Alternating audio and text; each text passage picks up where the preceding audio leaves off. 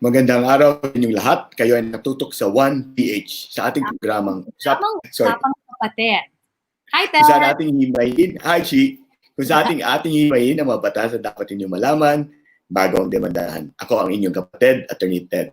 At ako naman po ang inyong mapanuring kachika, naman ng eksena, Chi Bocobo. Napapanood po tayo sa Signal TV Channel 1. Live din po tayo sa 1PH Facebook page at YouTube channel. Kaya sali na tayo sa usapan, mga kapatid. Yan, Chi. Atty. Ted. Okay naman? Pareho tayo naka-blue? Shades of blue? Yes. At ano ba ang sinisignify nito? Wala. Wala naman. June 1, PCQ na. Yes. Medyo ano ako dun.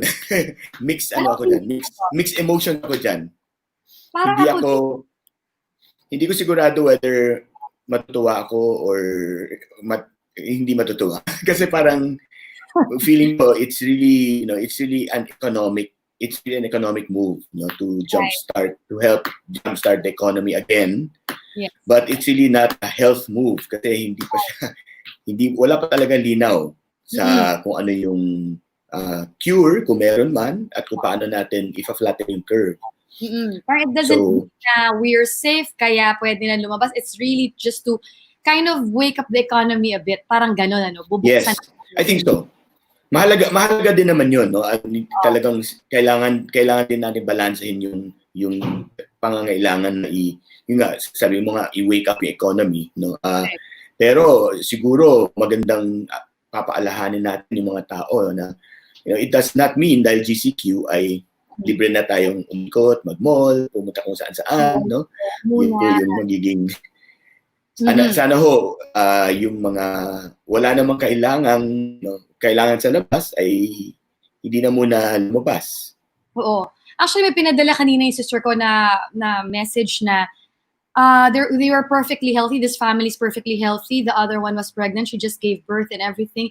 Parang the new house helper that they took in was asymptomatic. She looked healthy and everything. Yung pala carrier siya. And now everyone in the household is COVID positive.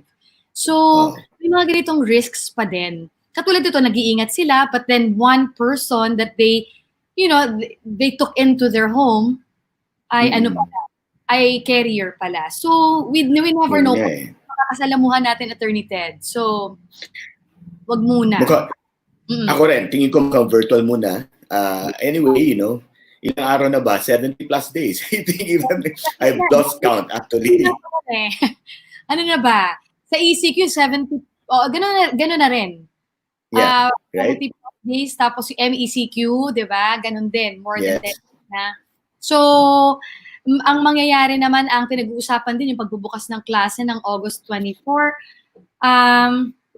Again, tuloy-tuloy yung mga Zoom conferences ng mga eskwelahan. Yes. Kasi lubos maisip ng mga magulang, ng ibang mga magulang ko, paano nila gagawin itong bagong normal na sinasabi. Na parang, are we going to bring our kids to school? Paano naman yung trabaho natin? Since we have to be full-time also with teaching. That's true. Ang homeschooling, dapat kasi may dedicated na guardian or a parent, specifically. So, ibang skill din kasi yung pagtuturo, Atty. Ted. I agree. I agree with that.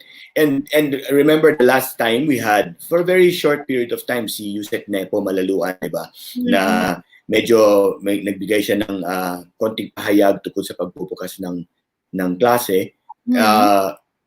Pero yun nga, may marami pang kailangan gawin, no? Right. So while there will still be, I think, kinks to be worked out, hopefully paghahandaan ng lahat, no?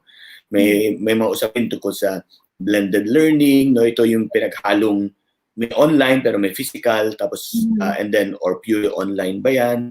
May mga usapin tungkol sa ito ba ay kaya ng lahat, no? Hindi ba magiging discriminatory ito doon sa mga mahina yung internet, no? Walang equipment, no?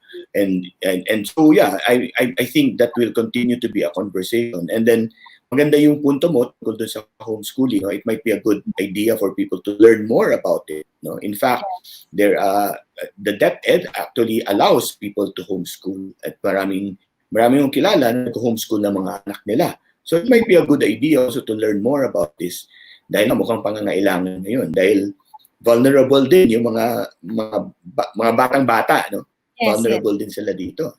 Iniisip nga namin, pwede kayang, kumari busy yung dalawang parents, pwede kayang makuha nila yung mga lesson plans and everything, tapos may tutor, yung mga na-displace din na teacher siguro, kung pwede sila yung magturo sa mga bata. That's Pero right. that also means taking in somebody into your home.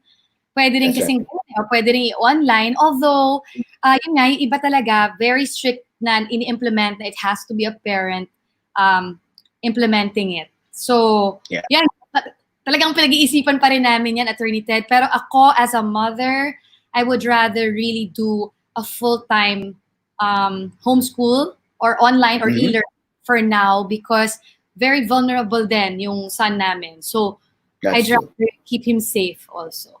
Yeah. Well, we can talk about that maybe in the next few episodes. Pag-usapan natin. Yes. Pero ngayong umaga, pag-usapan natin ang mga iba't ibang gastusin kapag tayo ay magsasampa ng demanda. May iba't ibang kailangan bayaran kasi bukod sa yung lawyer's fees, no, alam natin yan, yung attorney's fees, kailangan bayaran ng abogado. Nariyan na ang filing at docket fees. At kung halimbawa yung tao ay nakakulong o na-arresto, nakakulong dahil sa isang krimen, yung bail, halimbawa na kailangan niyang, o piyansa na kailangan niya i-post, no? Alamin natin yan mamaya kung magkano ang halagang ito at kung bakit mahal o hindi mahal ang paglilitis dito sa Pilipinas. May dalawang bisita tayong inayahan, pero siguro bago yan, pakinggan muna natin yung ilang mga balitang naganap sa linggong ito. Okay, Attorney Ted, kasi curious din ako dyan doon sa halaga ng mga paglilitis, ayan yung bail o piyansa, pero bago yan, ito po ang mga balita sa linggong ito.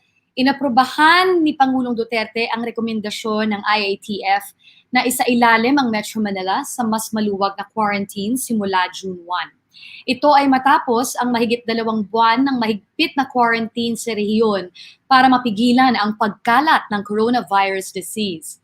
Bukod sa Metro Manila, isasailalim na rin sa General Community Quarantine ang mga rehiyong ito, Region 2, kung saan napapabilang ang Cagayan, Isabela, Nueva Vizcaya, Quirino, Santiago City. Ang Region 3, Aurora, Bataan, Bulacan, Nueva Ecija, Pampanga, Tarlac. Ang Region 4A, andyan ang Cavite, Laguna, Batangas, Rizal, Quezon, Lucena City. At andyan din ang iba pang mga lalawigan ng Albay, Pangasinan, Davao City. So ang mga lugar po na hindi nabanggit ay isa sa ilalim sa modified GCQ. Mga kapatid, sa ilalim ng GCQ, magbubukas ang karamihan ng industriya at papayagan na rin ang ilang uri ng public transportation tulad ng mga jeep. Habang ang mga bus naman ay inirekomendang mag-operate at 50% capacity. Ang mga residente na under sa GCQ ay papayagang lumabas maliban sa edad na 21 years old pababa, pati na rin po ang 60 years old pataas ang edad, no, para malimitahan ang infection. Nitong Huwebes naman, mahigit 500 bagong kaso ng COVID-19 ang naitala ng Department of Health. Ito po ang pinakamataas na bilang ng bagong kaso ng COVID-19 sa isang araw, dahilan para pumalo sa 15,588 ang kabuoang kaso ng COVID-19 sa bansa. Naku, nakababahala ito. Sa ibang balita, malubhang naapektuhan naman ng COVID-19 ang trabaho sa Pilipinas, pati na rin sa ibang parte ng mundo. Ngunit ayon sa mga pag-aaral, ang higit na naaapektuhan ay ang mga nagtatrabaho na edad 29 at pababa. Ayon sa International Labor Organization, 1 sa 6 na young workers ay nawalan ng trabaho dahil sa COVID-19 crisis. At maaari rin itong magbigay ng malaking impact sa kanilang work opportunities and work options sa mga darating na panahon. Bago magka-krisis, ang global youth unemployment rate ay nasa 13.6% na sa taong 2019. Ngayon, mahigit 17% na po ang napilitang tumigil sa pagtatrabaho. At tumako naman tayo sa iba pang balita. Ayon sa panibagong pag-aaral ng Human Rights Watch, matindi ang naging epekto ng drug war sa anak ng mga napatay na drug suspect. Lumabas sa pag-aaral na 23 kaso ay nagdulot ng psychological distress sa mga bata. Ayon kay HRW researcher na si Carlos Conde, karamihan sa mga bata ay hindi na pumapasok sa eskwelahan, habang ang ilan naman ay piniling magtrabaho sa murang edad para itaguyod ang mga mas nakakabatang kapatid. Nananawagan naman ang HRW sa gobyerno na mag-abot ng tulong sa pamilya ng mga namatay at itigil na po ang kampanya laban sa iligal na droga. Atin po ang mga balita sa linggong ito. Tulad ng nasabi namin kanina, ang pag-uusapan natin ngayong umaga, ang paghahain po ng piyansa o bail kung tawagin. Noong nakarang linggo, tayo ay nakakuha ng mga report na marami sa ating mga kapatid ang nahirapang magbayad ng piyansa para palayain ang kanilang mga kamag-anak na nahuli dahil sa paglabag sa quarantine measures. Pero ano nga ba ang piyansa? Bakit po ito mahalaga? Ipapaliwanag sa atin ni Atty. Ted sa ating segment na Ano Kamote?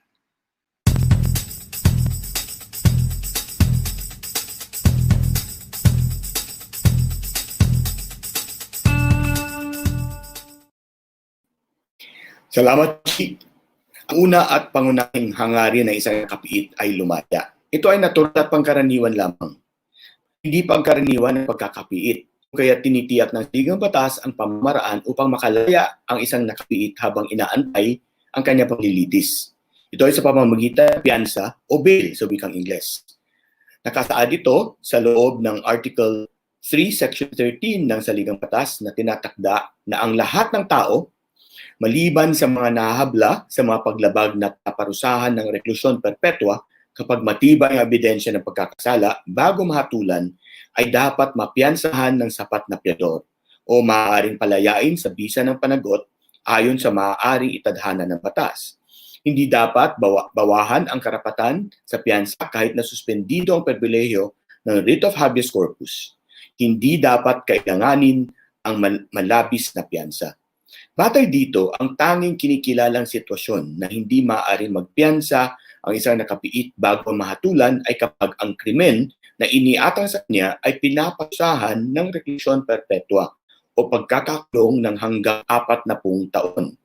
Maliban dito, sa lahat ng pagkakataon ay maaaring piyansa ang isang nakapiit habang hindi pa ito nahahatulan. Ngunit isang natatanging desisyon ng Korte Suprema sa kaso ni Juan Ponce Enrile, dating Senate President, ay ginamit ang pagiging masakitin ng akusado at ng kanyang edad na mahigit 90 years old bilang batayan na payagan magpiyansa ang isang akusado na nahabla ng kasong pinaparusahan ng reklusyon perpetua. Ang layunin ng piyansa ay upang matiyak na dadalo ang isang nakahabla habang siya ay pansamantalang nakalaya. Ang ano-ano ang mga uri ng piyansang nikilala sa ilalim ng batas o mga patakaran. Ito, una, cash. Pangalawa, surety bond. Pangatlo, property o ari-arian na isasangla. At pang-apat, panagot o tinatawag sa Ingles na recognizance. Ano naman ang mangyayari kapag hindi nagpakita ang isang akusado habang nakalaya siya pansamantala dahil sa pamamagitan ng piyansa? Kapag hindi nagkita ang akusado, ay maaaring ipatikip ito ng korte dumidinig sa kaso niya. Maaaring bawi ang piyansa na ilagak at ang piyansang yon ay bawiin sa pangalan ng Republika ng Pilipinas. Maalala natin, tinatakda ng saligang batas na hindi dapat kailanganin ang malabis na piyansa. Excessive bail shall not be required. Hindi maaaring magtakda ng piyansa na malabis ang halaga. Ngunit, paano natin malalaman na malabis nga ang piyansa? Mahirap sabihin kung ano ang malabis dahil iba-iba ang kalagayan ng mga mamamayan. Ang malabis sa isang dukha ay katiting lamang siguro sa mayayaman. At isa ito sa maraming mahalagang pag-uusapan natin tungkol sa issue ng mga gastusin para makadulog sa korte at makamit ang hustisya. Ito at marami pang iba ang pag-uusapan natin sa programa natin ngayong umaga. At ngayon po, mga kasama natin na nagbabalik, isang dating bisita na natin sa programa ito, ang isang kaibigan na rin, at batmate ko ito, kasabay kami graduate, no? Deputy Court Administrator ng Supreme Court, si Raul Bautista Villanueva. Hi. Magandang umaga, DCA Raul. DCA Raul. Magandang umaga sa inyong dalawa, Atty. Ted and Miss Chi. No? Thank you for having me. I'm happy to be back. Good to see you. katulad na sinabi ko kanina, bagay sa'yo yung look mo na yan. Ito, kumbaga sa pahabol na lang ito hanggang kasi GCQ na, as mentioned by Miss Chi, next week at NCR. So, by next week, wala na yan. No? Formal na tayo ulit. Sige. Raul, pag-usapan natin iba't ibang gastusin. Ayan, medyo gastusin pag-uusapan ngayon, DCA Raul. So, ako muna, Atty. Ted, ako naman yung law school. Sige, go, Chi. Yes. So, syempre, you were a trial judge before, DCA Raul. So, ano masasabi mo dun sa pinaka-common o familiar na economic issues pagdating sa filing, paglilitis, ganyan, prosecuting cases sa courts? Well, when you're talking about civil cases, siyempre, yung filing fees, no? Medyo issue palagi yan.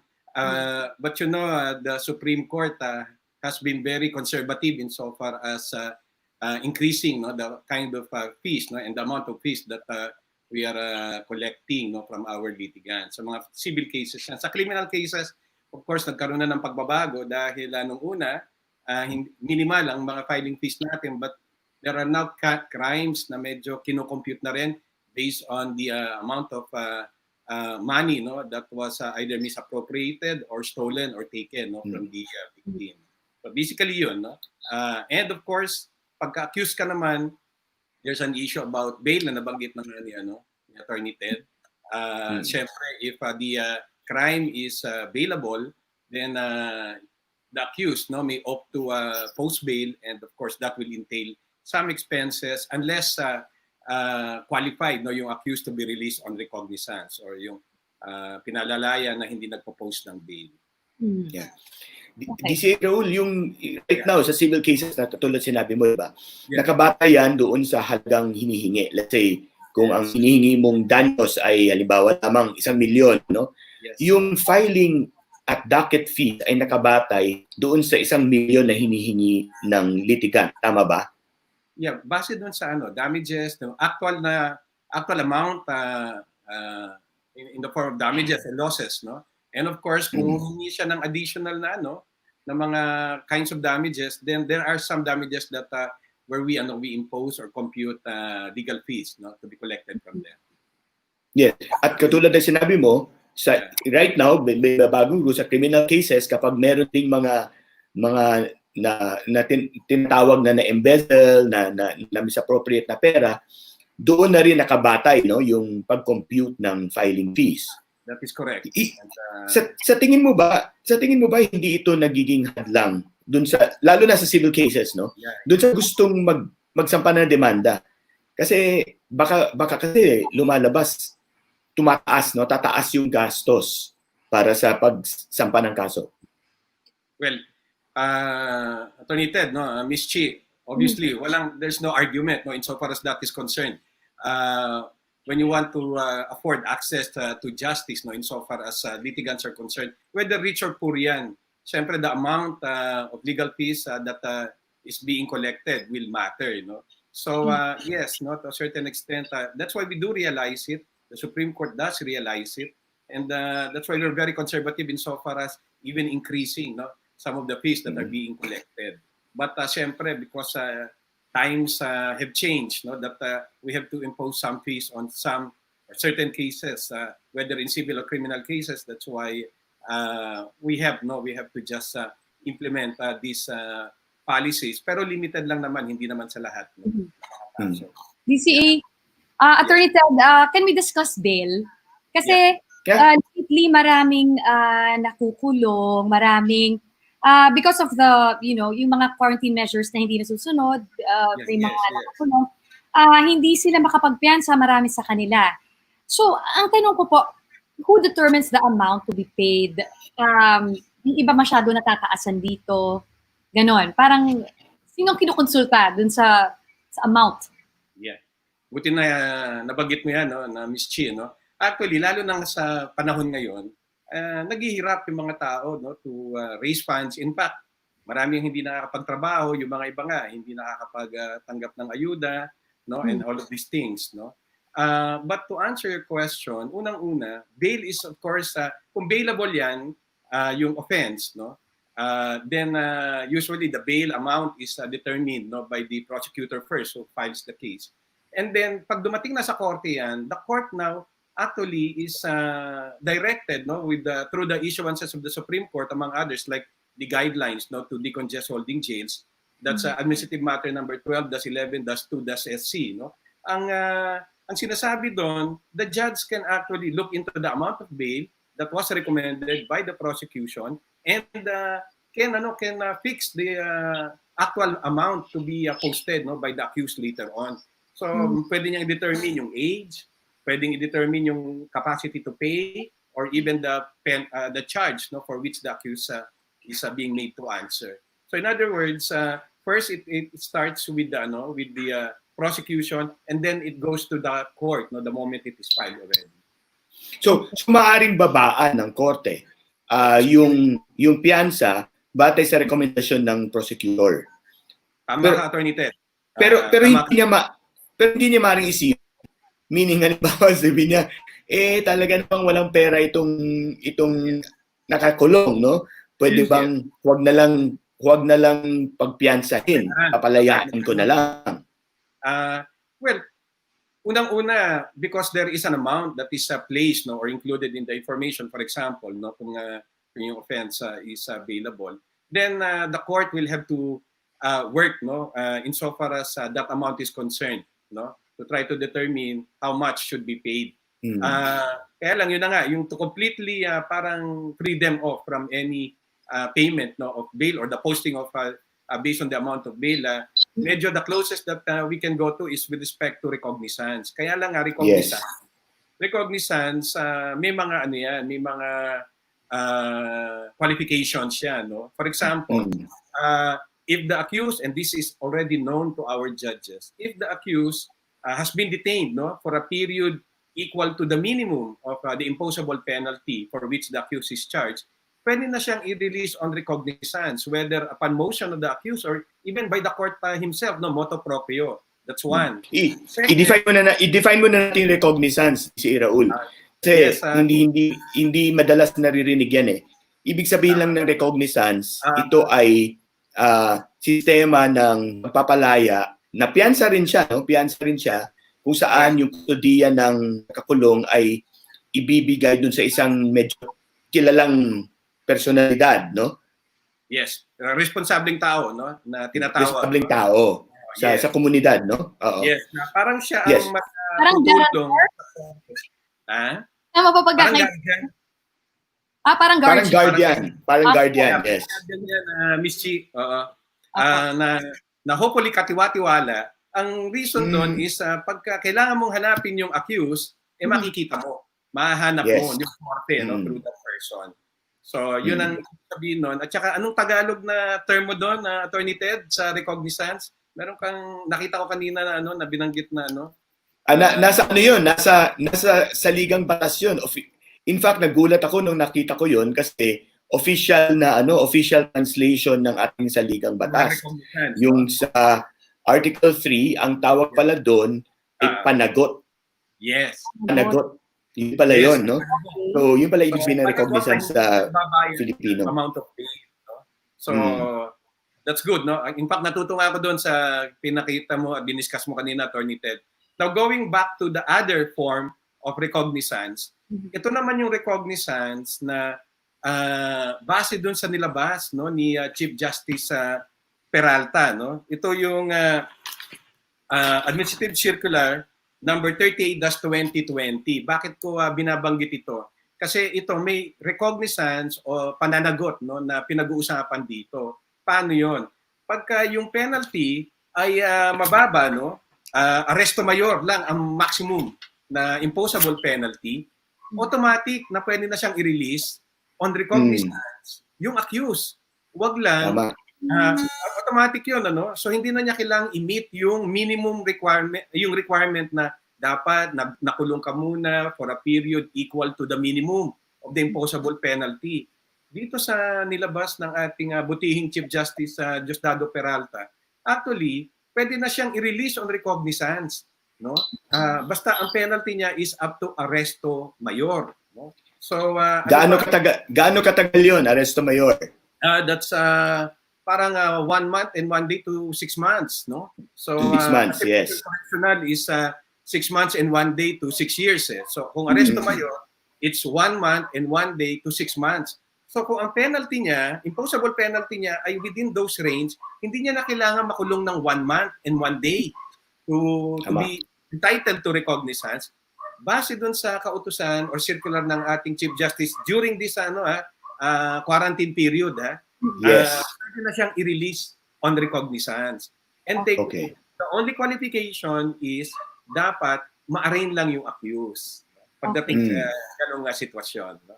Doon po sa ni Attorney Ted kanina, correct me if I'm wrong, kung yung rason para sa piyansa ay para masigurado, tama po ba, yung attendance nung, ano ba tawag sa kanya, yung accused? Tama ba? To secure his attendance. Accused. Ano?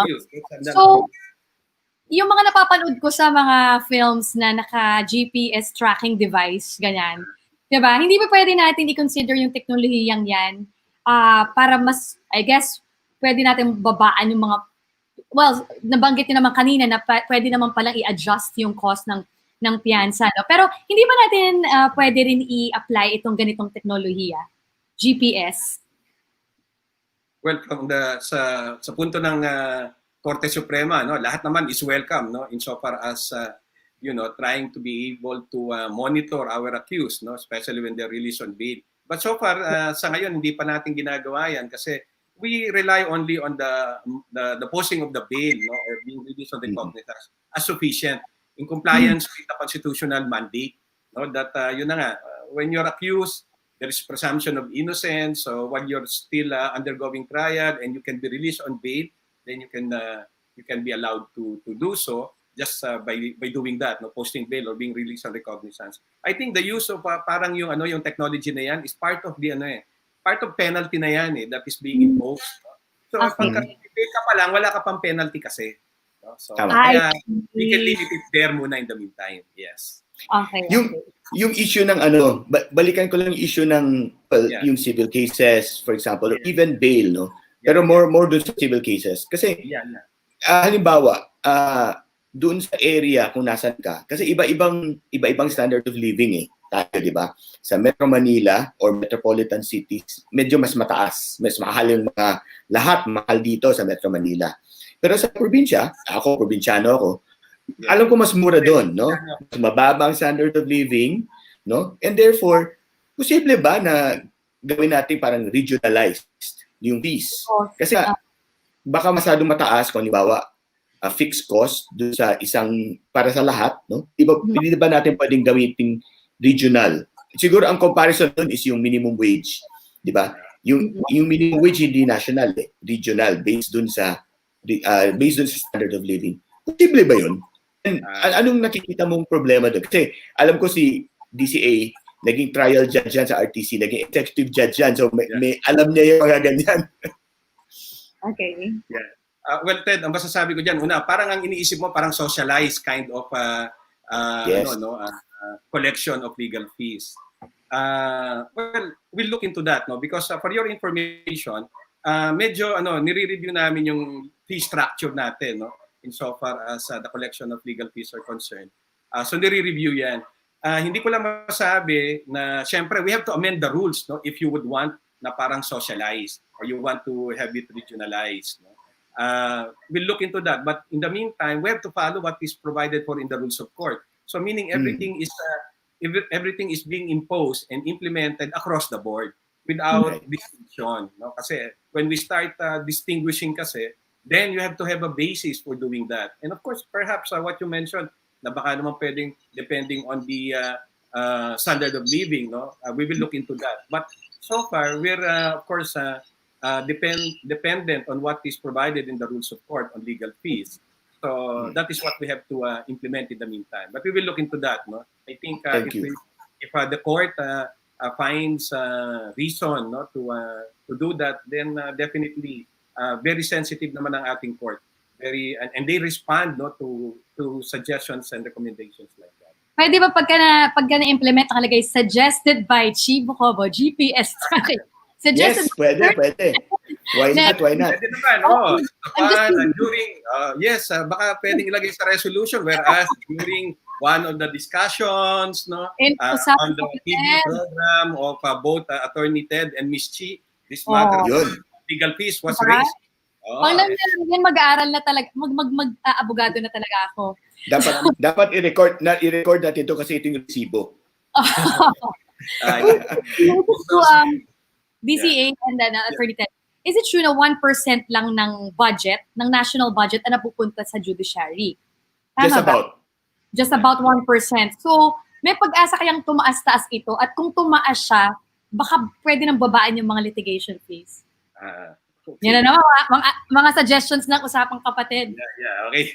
Ganito lang masasabi ko. Unang-una, yes, we're trying to, and Atty. Ted knows this, he was part of the court before. We are trying always to propose a budget higher than 1%.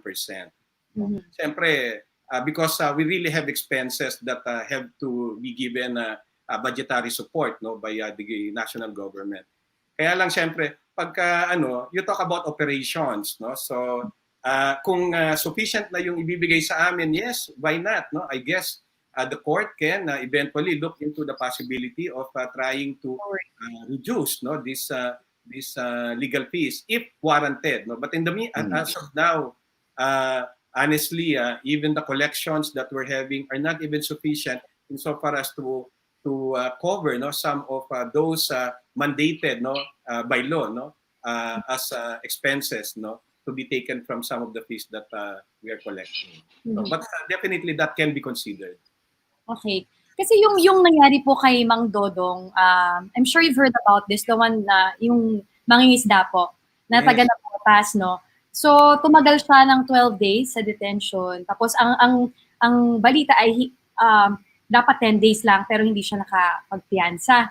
Dahil una-una sarado daw ang korte. Pero, could it have been because hindi rin niya ma-afford yung bail or... Siguro, maigsi lang na sagot dyan, Ms. Chi. Unang-una, the court is always open, even during this pandemic, lockdown actually, just so that everyone is aware, kahit sa Nabotas, nakabukas yung court. When I say that, actually, you can communicate to the court regarding urgent matters like that, involving Mang Dodong, sana.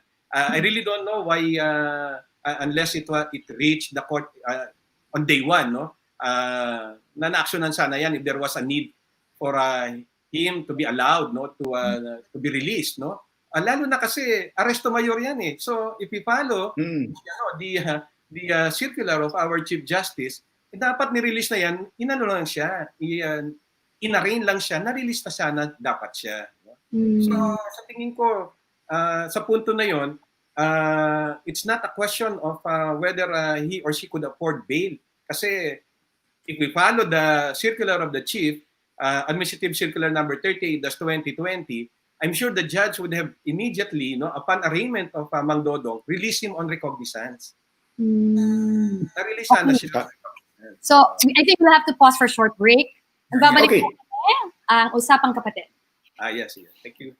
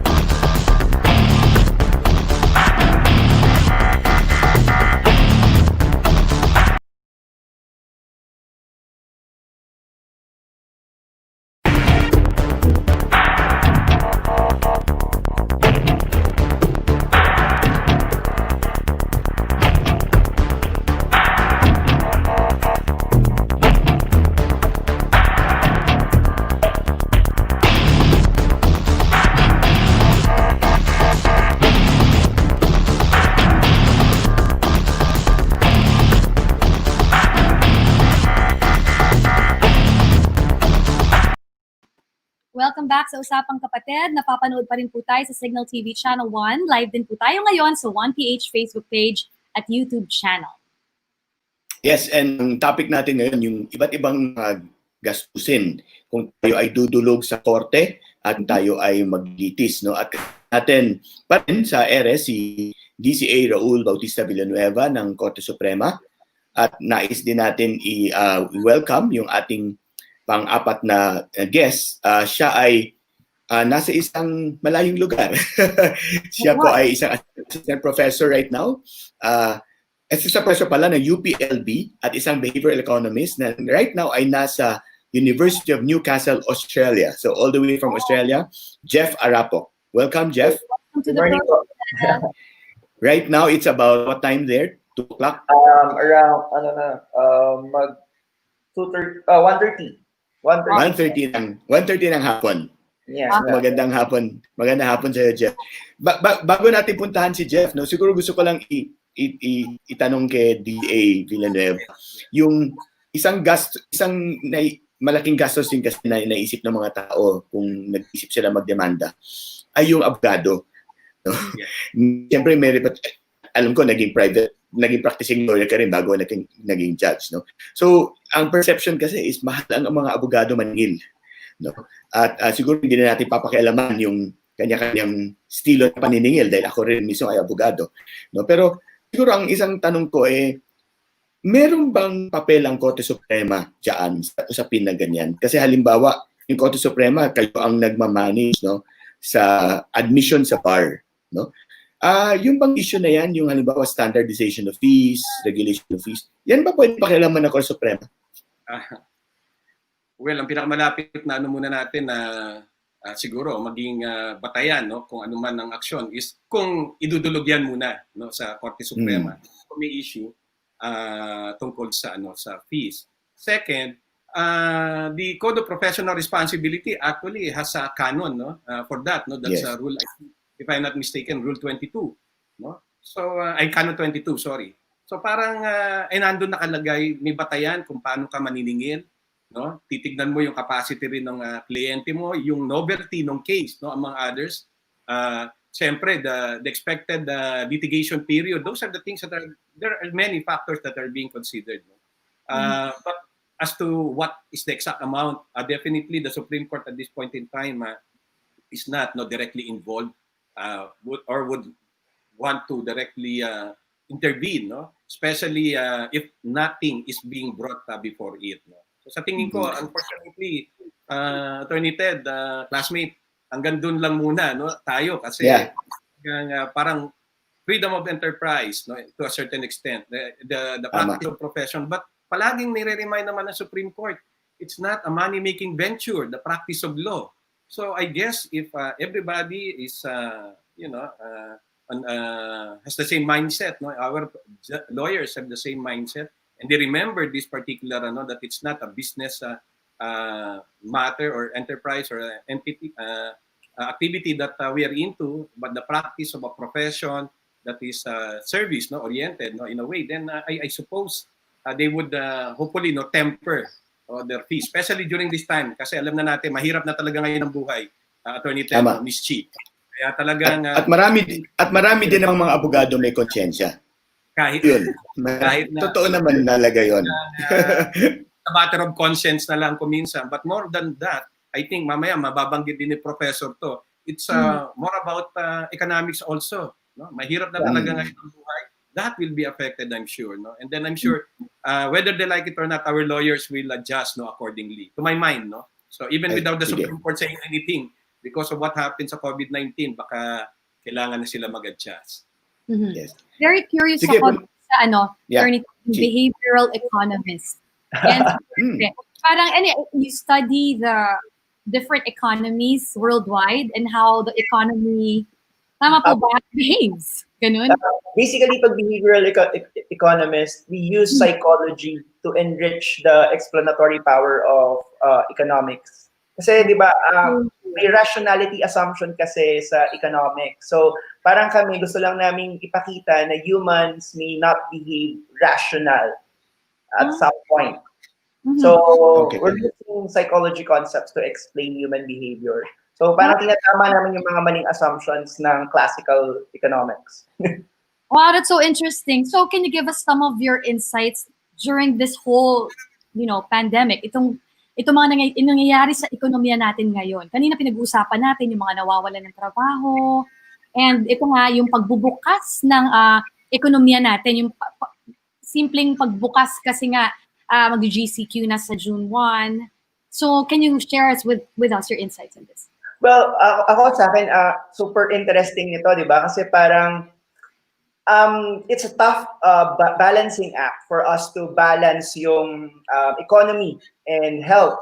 So ngayon kasi talagang alam natin na papasok na talaga tayo sa recession kasi last quarter nakapagtala na tayo ng negative growth rate and we're expecting a negative growth rate for the second quarter. At kung hindi pa kasi natin talaga ibabalik yung takbo ng ekonomiya, then we are also expecting a negative growth rate for the third quarter. So ngayon, ito yung problema eh. Yung behavior ng mga tao, ang hirap sumunod sa social distancing given the circumstances na meron tayo. And I think yun yung problema, di ba? Alam ko kahit kayo natatakot kayo ngayong mag-public transport kasi paano mo gagawin yung social distancing given yung available mode of transportation na meron tayo. So yun yung mga kailangang i-consider. Okay. So ang mga economists ba, Atty. Ted, kinokonsulta din? Dito, kasi pinag-uusapan namin ngayon, Jeff, di ba, itong mga bail setting, fee setting. Based on the studies, kayo ba kinokonsulta rin when it comes to these fees, legal fees? Yeah, I think may mga economists, may mga tinatawag na crime economists as well. So tingin ko sila yung kinoconsult about this. And kanina nga, super interesting sa akin nung usapan niyo about bail. Kasi sa akin, aside from being a right na mag-bail, important din kasi talaga yung bailing kasi ang laki ng nasasave ng government pag hinayaan mo yung mga criminal, yung mga suspects or yung mga na mag-bail. Kasi costly mag-maintain ng inmates eh. So, for example, according sa data, ang cost of maintaining an inmate annually is around 77,000 pesos. So, I mean, kung ngayong GCQ or ECQ tapos nang huli ka ng tao, I mean, worth it ba na i-maintain mo siya sa jail? Or kaya mo na lang siya mag-bail, di ba? So, yun yung mga important question na kailangan natin.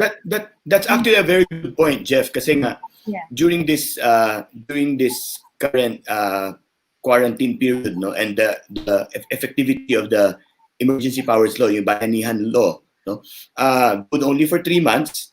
Tapos yung penalty kasi na for a quarantine violation is 2 months maximum, no? Sinasabi mo, kung nakakulong yan, halimbawa, ito ay yung talagang hindi maka-afford ng bail kahit na gaano kababa. No? At halimbawa ay nakulong siya ng ilang araw for some reason, no? Parang may sinasabi may cost effect yung pagkakulong ng taong yun. And the question you posed earlier was, worth it ba na i-aresto to, kulungin to, or simpleng pauwiin na lang ito at huwag mo na lang dalhin sa jail? Actually, that's true kasi di ba pag hinuli mo siya, bukod dun sa cost ng government from maintaining that inmate, kasi syempre kailangan mo yung pakainin, kailangan mong i-address yung health needs niya, may opportunity cost din for that person kasi syempre hindi siya productive inside the jail, di ba? Paano siya, imbis na nagagamit yung time niya for productive activity or contributing to the economy, nasa loob siya ng jail. So, isa pa yun sa mga dapat i-consider eh. Oo nga naman, ano. Magastos din. Yung, parang pinag-usapan na natin to, Atty. Ted, di ba? Hindi rin simple yung pag-maintain ng mga preso. I mean, it entails a lot of gastos, di ba? Yeah. Oo. Okay. But of course, the other side of the argument is, of course, the person broke the law, right? There is a law. The person broke the law, so arestuhin siya. So, but then the economic argument is that is it worth it to have this person spend so much time in jail? It's also an argument kasi Jeff, di ba, and of course, DC Arapoc, for example, yung mahabang sentences. Kasi, again, DC Arapoc was trial judge, no? Under our penal system, mahaba yung mga sentensya natin eh. 6 years and 1 day to 12 years, 12 years and 1 day to 20, 20 years and 1 day to 40 years, no? Ang alam ko sa ibang jurisdictions kasi, hindi ganun kahahaba yung mga sentences nila. Talagang kaya takot na takot silang makulong kasi makukulong talaga sila. Pero dito kasi sa Pilipinas parang hahaba. So if I were to follow Jeff's train of thought, may economic ano yun, impact yun. Yung halimbawa, ikulong mo yung isang tao for up to 40 years. Halimbawa, sabi mo na, yung pinakamataas na penalty ngayon, up to 40 years. No? Anong impact nun, Jeff? So tingin mo. And then we'll ask si Raul what he thinks. Idagdag ko lang kanina dun sa point mo, Attorney Ted. Kasi ito pa yung kailangan din kasi natin i-consider, yung type ng tao na kinukulong natin. Kasi 'di ba, kasi sa economics of crime, may concept kami yung tinatawag na elite deviants, or basically yung tinatawag namin mga white-collar crimes. Yung mga white-collar crimes kasi, ito yung medyo mga big-time crimes. Kasi itong nangyayari ngayon sa ECQ and GCQ, ito yung mga, sabihin na natin, street crimes. So, may study kasi on white-collar crimes na ang monetary value ng isang white-collar crimes annually is equivalent to 2 decades of street crimes. So, parang iniisip ko lang, kung ikukulong natin yung mga merong, alam mo yun, yung street crimes lang, hindi worth it ba yung nasa-save nating social cost? I mean, when we try to translate social cost na nagagawa nitong petty crimes, I mean, kailangan ba silang ikulong? I mean, yun kasi yung mga dapat itanong na question, is it worth it? DC Raul. Yeah. Unang-una, naintindihan ko yung punto de vista ni Professor Jeff. I'm a graduate of the School of Economics in UP. So naintindihan ko yung kanyang binabanggit na especially trying to quantify it in terms of values. No? Unang-una, the law is the law. Yun ang problema eh. No? Yeah. Karamihan ng laws natin involve not only paying fines but also imprisonment. Siguro tama yung pinupunto ni Attorney Ted, no, na sometimes there is a need now to review our laws and try to not necessarily decriminalize but actually remove the penalty of imprisonment. Kasi pag tinanggal mo yung penalty of imprisonment, no, at least mas madali sana na ma-resolve yung mga cases where fines on the penalty of fine only is involved. Mas madali yun eh. And in fact, you can, pagka-fines, then you can just, you don't even have to recommend the amount of bail, no, for purposes of provisional liberty. So sa tingin ko, doon pwedeng tignan, no? Kaya parang yung sa bayanihan na to heal as one act, no? Kasi may penal provision yun, and I think, if I'm not mistaken, there is a prison penalty 2 months. prison. Di ba? 2 months. 2 months. 2 months. If you remove that, hindi na siya kailangan of course, although covered by if it's under the rules on summary procedure, supposedly dapat walang bail na yan. May mga kasi mga ganun na na mga cases tayo na no bail is being recommended because it involves a very small penalty of imprisonment. Pero yun ang sinasabi ko lang, na sana siguro tama yung na tignan na rin natin, mababawasan natin yung nagkukulong. Bakit? Tama rin yung punto na yung gastos ng gobyerno malaki. Binabantayan niya, may gastos sa DJMP staff. Hinuhuli yan ng mga pulis at kinukulong muna sa detention facilities nila. Tandaan ninyo, walang pera walang budget ang pulis to feed our detainees while they are there. No? And then third, yun na nga, actually ang may budget yung DJMP if the accused has already been charged and cannot afford to post bail. Kaya lang, pakakainin nga nila yon. Alam nyo, meron din computation yan. No? So, tama yung I would agree that should be looked into. No? And it will save us a lot of money, public money, in trying to imprison them and then, provide for them. That's good to hear. Kasi actually, naalala ko, DC Raul, I know you know this. Nung panahon ni Chief Justice Puno, si Chief Justice Renato Puno, yung issue ng libel, halimbawa, di ba? Merong circular na nilabas si Chief Justice Puno noon na sa mga judges na huwag i-consider nila na kahit na merong penalty ng pagkakulong, kung libel at malinaw na hindi naman in bad faith, no, maaring fine na lang ang impose nila at hindi na ikulong yung tao, no. And I think from the viewpoint of practicality, kung ikulong mo yung isang tao, gagastos ka nga, wala na siyang naibibigay, ginagastos mo pa. Kung fine, may immediate na papasok na pera doon sa coffers ng gobyerno. So I think doon sa sinasabi ni Jeff kanina, it might even work for, let's say, even those na, yung white collar crimes or those that involve embezzled money, di ba? Parang may direct balik ka na parang investment, balik agad sa gobyerno. Yeah. Briefly lang, madagdag ko lang, no, Ted. Actually, for example, BP22, actually, ang recommendation na nga dyan is na option kasi yung penalty of imprisonment and fine. So, there was one issuance of the Supreme Court that, is suggesting na give priority to just imposing fine. Although the penalty of imprisonment is there. But, if laws are being amended to remove sana some of the penalty of imprisonment na talaga namang mababa yung lalo na involving money, makakatulong yon actually, na mabawasan yung kinukulong at nagpo-post ng bail para hindi na kailangan pang gumastos, for purposes of bail. So yun lang ang gusto kong sabihin. Sana sana pumunta tayo doon sa punto na yon, na babawasan natin sana ang imprisonment. Lalo na kunyari sa bayanihan to heal as one act. To be honest about it, yung mga pinipenalize, medyo di ba? Medyo kuminsan hindi mo yung false fake news, di ba? Kuminsan hindi ikaw yung source ng fake news, but kunyari kung ikaw ang last touch, kailangan ka makulong, pagka makulong ka.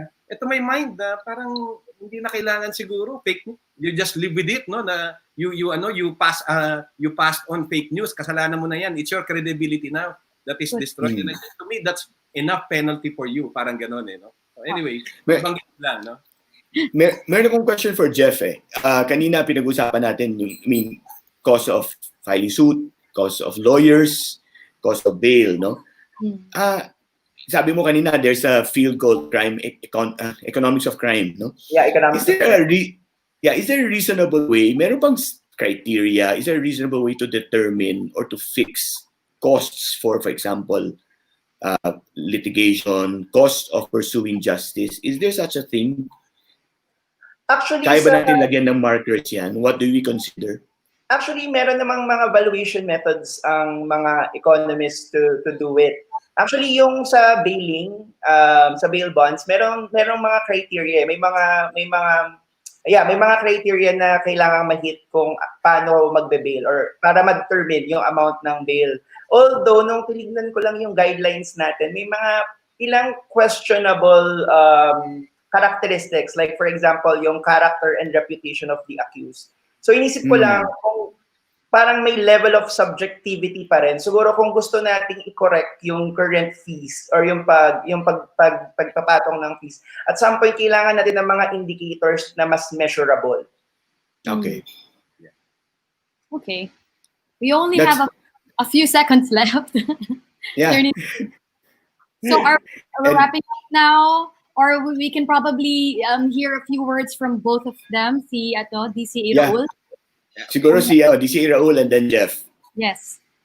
Maigli lang kasi importante sa akin ito na gusto kong iparating. Yung tungkol sa recognizance involving those charged with non-bailable offenses. And I'm referring to yung mga drugs cases, marami ito. Kuminsan, Section 5, which is selling, non-bailable siya. Kaya lang, pag nag-plea bargain ka, mababa siya na ang penalty mo would be 6 months and 1 day to 4 years. So nagiging probationable siya. Ngayon ang tanong, pwede ba siyang pakawalan on recognizance kasi pinag-usapan natin ng recognizance. Based on my reading of Presidential Decree number 968, hindi siya pwedeng pakawalan on recognizance. Bakit? Because originally the crime committed was non-bailable, So non-bailable. I think something that needs to be looked into. Hindi siya similar to bail under Rule 114 of the Rules of Court, wherein pagka-conviction naman, on appeal, pwede ka pa rin mag-bail. Pero yun na nga, it will have to be determined by the court if you should be allowed to do so. Tapos pagka non-bailable ang offense mo, tas ang penalty mo, gaya ng Section 5 na naman, naging 6 months and 1 day to 4 years, actually, hindi na lower court, hindi na yung trial court ang magde-decide ng bail. Or kundi yung appellate court. So gusto ko lang mabasa sana yun because it has now become a very parang topic no of discussion kasi we're talking about many drug offenders. To be honest about it, marami tayong drug offenders. That's almost 50% of our profile, no? Caseload, yes. Criminal cases. No? Kaya nabanggit ko lang. So I'd like to say that, and then thank you again, Atty. Ted. Thank you again, Miss Chi, no, for having me. I always find it fun, no, to be here and educational, no, especially at the same time and informative. So maraming salamat sa inyo for inviting me. And Ted, mawawala na ang balbas na to. Thank you, DC Raul. Jeff Arapoc, final words?